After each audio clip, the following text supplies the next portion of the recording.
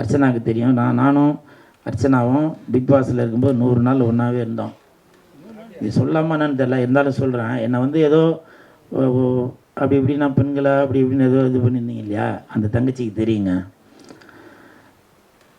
அந்த தங்கச்சிக்கு பெண்களுக்கான அந்த வயிறு வலி வந்தப்போ அப்போ என்கிட்ட வந்து சொல்லும், நான் சுடுதண்ணி வச்சு கொடுங்கண்ணே அப்படின்னு. அங்கே அவ்வளோ பேர் இருந்தாங்கல்ல. அப்போது என்ன ஒரு கூட பிறந்த அண்ணனா நினச்சி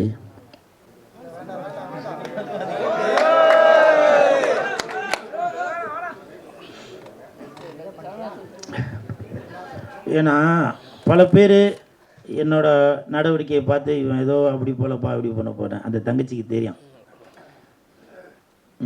ஒரே தட்டில் சாப்பிடாத குறை தான். அப்படி இருந்தான் பிக் பாஸில்.